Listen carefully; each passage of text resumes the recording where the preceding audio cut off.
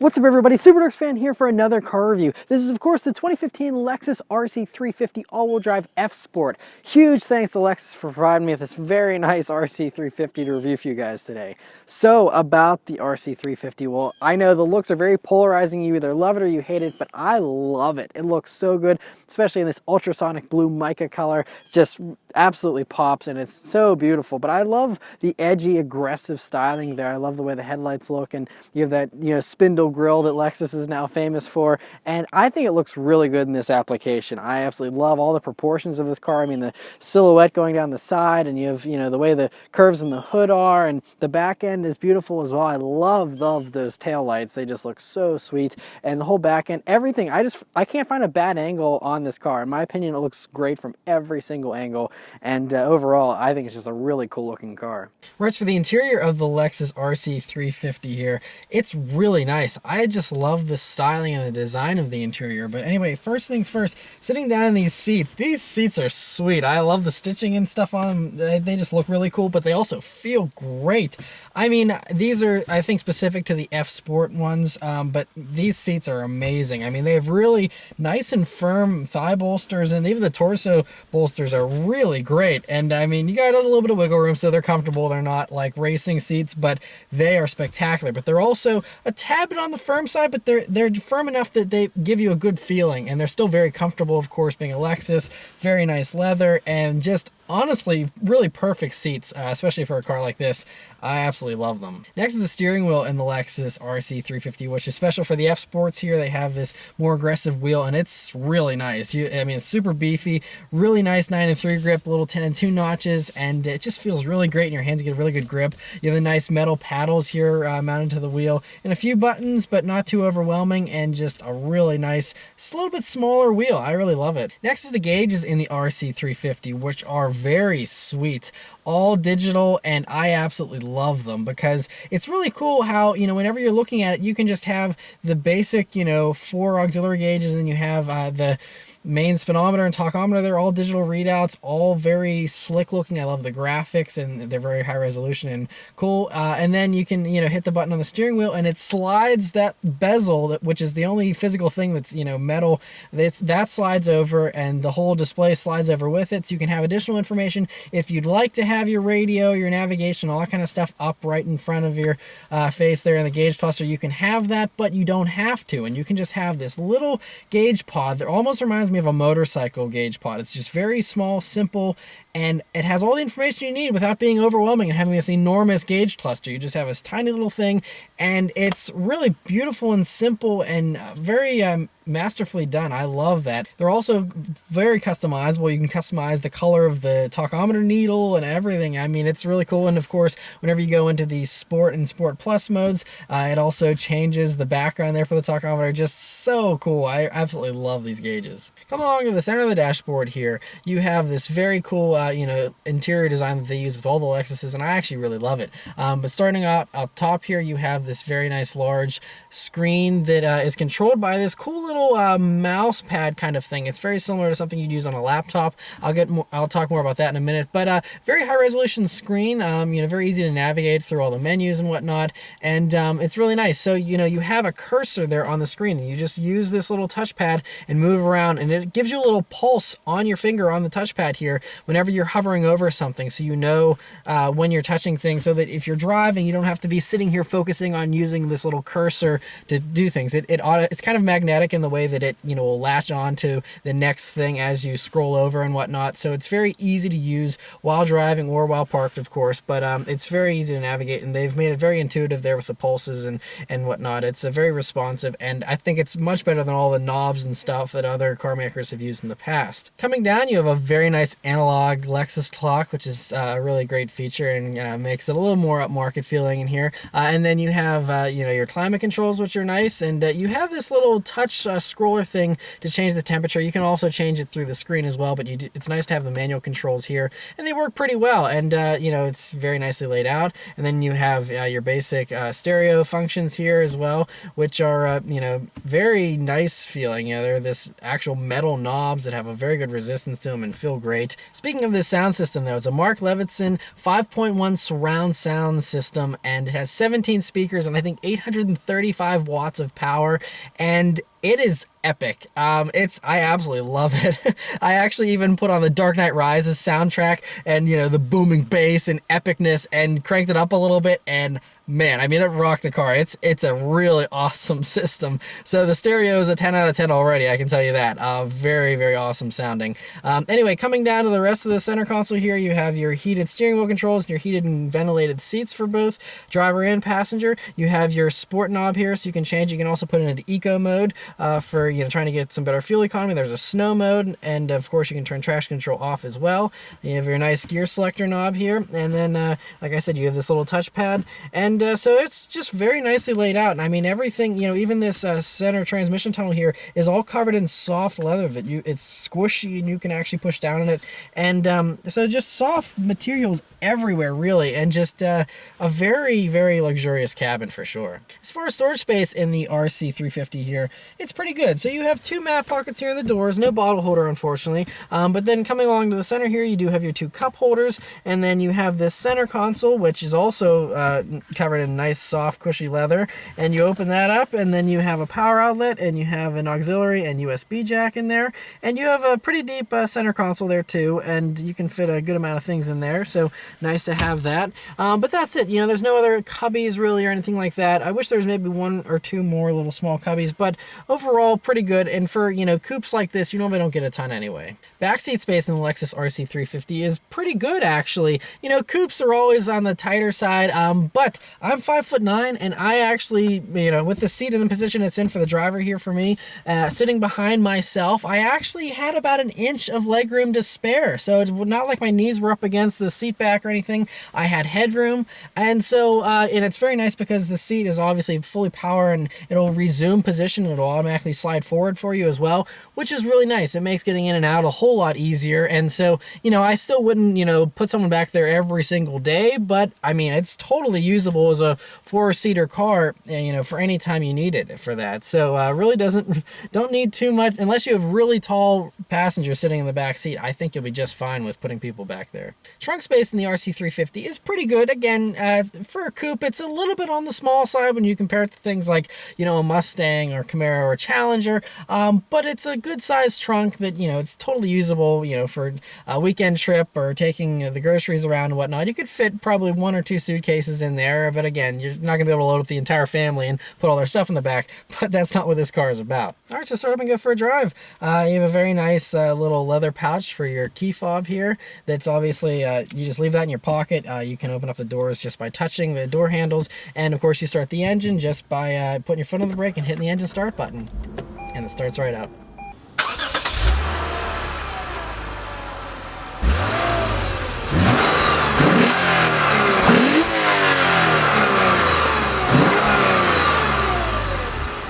Alright, so setting off in the 2015 Lexus RC350 all-wheel drive F-Sport.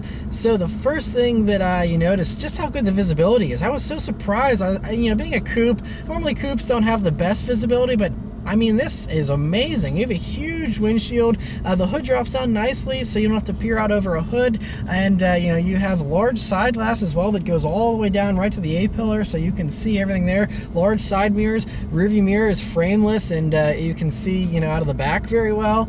And overall, it's just a very easy car to drive from a visibility standpoint. Other things you notice right off the bat, the ride is pretty smooth. Now we're on this bumpy park road, but you know, the ride, I would say it feels sporty, but it's not uncomfortable. It's very smooth and luxurious actually, and it's soaking up these bumps here really well. But it does have, you can feel it has a little bit of a sportiness to it, and you know, the way that it's sprung and things like that. So it's I really like the way it drives so far. One thing that I did notice is in this normal mode, the throttle response is already a little bit dull, but we'll go ahead and put it in the sport mode whenever we you know, go on some spirited driving here and see if that improves. But yeah, overall, I mean, the steering weight is nice. It has a very good feel to it. It feels very natural and has a good weight, and I really like it. It's very quiet in here too. It's very well insulated, and so I mean, you hear very little from the outside world. All right. right, so we're gonna put it into the Sport Plus mode. Now, the Sport Plus mode is only for the F-Sport models. The regular RC350 does have a Sport mode, but not the Sport Plus. But we're gonna put in that Sport Plus mode, I'm gonna put the transmission into the manual mode,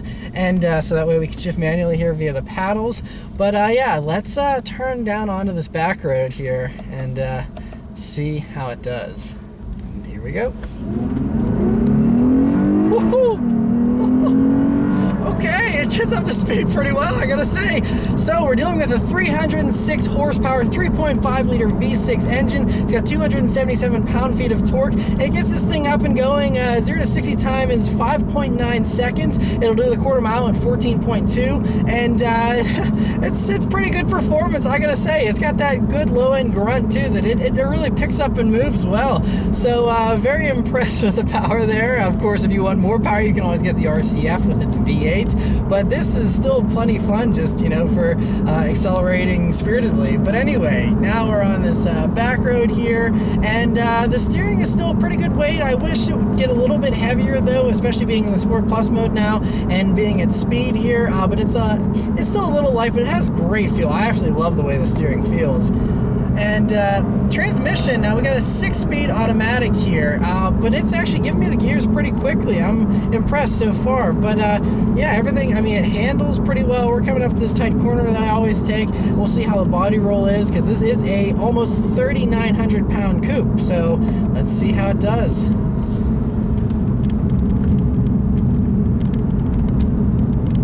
Okay, so it actually, you can feel that it has a low center of gravity. There isn't any roll or lean really, and you know, you can feel the weight a little bit, but it doesn't, you know, hinder you or scare you out of, you know, going into a corner too quick.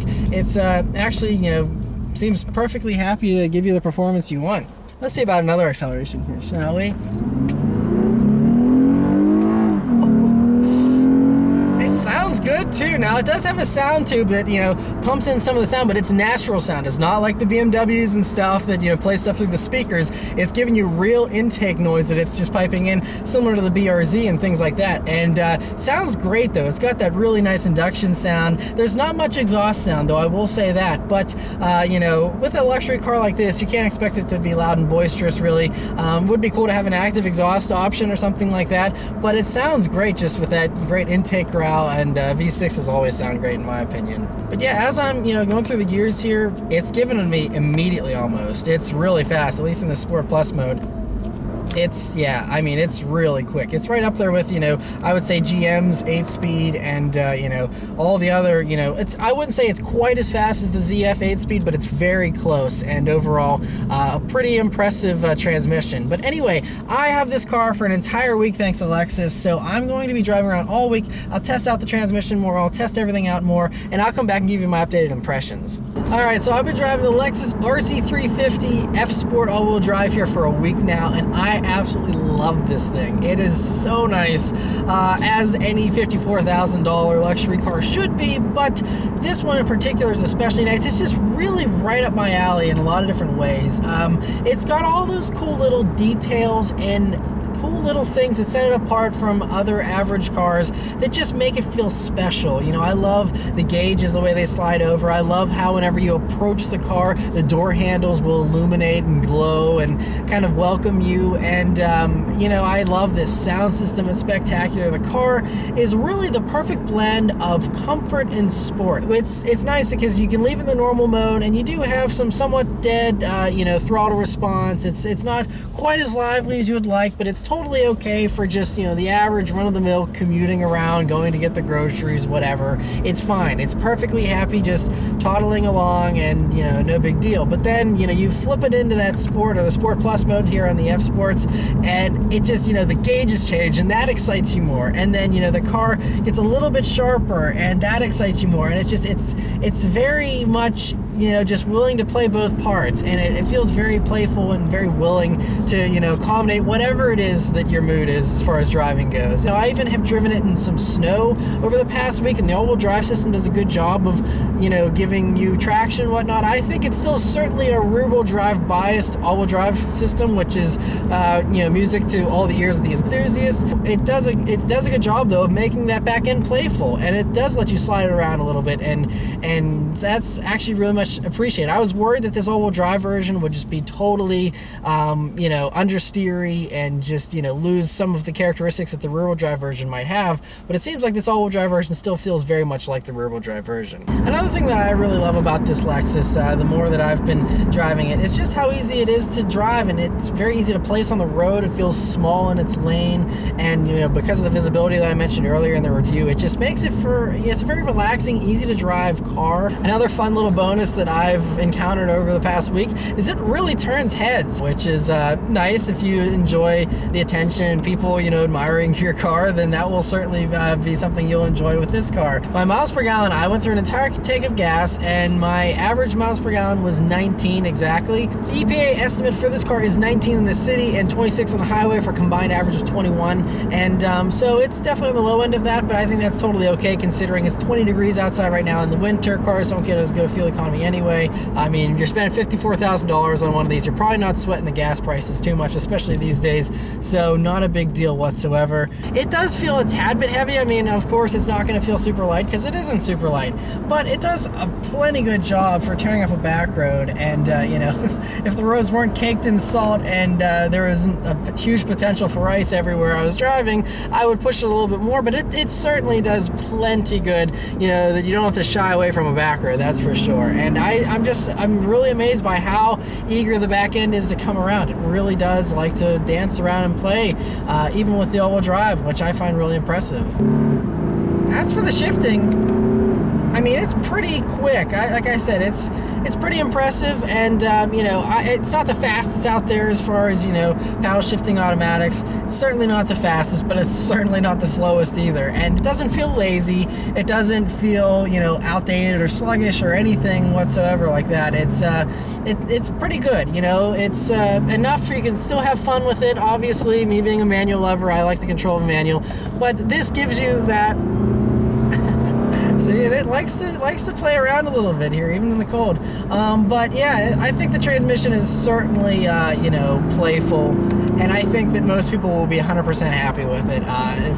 If you're addicted to Porsche PDK, you may be let down by this transmission, but otherwise, I think the rest of us will be perfectly happy with how quick the shifts are in this car. It's really hard to beat the Lexus reliability. I mean, they have like always been like the #1 for reliability in, you know, Consumer Reports and all the surveys and whatnot. Their service is spectacular, and they just have a really good brand image, and you know, their resale values are very good, unlike a lot of the Germans and stuff. And so it's one of those cars that, you know, the Germans might be, you know, nicer to lease or something, but to own, this is the one that you can buy and drive for 10 years and not have crazy high maintenance costs and be paranoid about it nickel and diming you to death after 5 years or so. This is the one that will continue to last for a long time. And having that peace of mind and that lack of paranoia, you know, in the long term, if you're the type of person that keeps a car for a long time, I think the Lexus is the best out there in that regard, plain and simple. And so, you know, that's certainly something to consider. I know not everyone keeps a car for 10 years or even 5, but for those that do keep a car a little bit longer or just want a better resale value and cheaper maintenance, I think the Lexus is probably your best option in that regard. But yeah, just really enjoy this car. Huge thanks to Lexus once again for providing me with this very nice RC350 here to review for you guys today. So of course, let me know in the comments what you think about this car, and thank you guys very much for watching. I'll see you next time. Take care.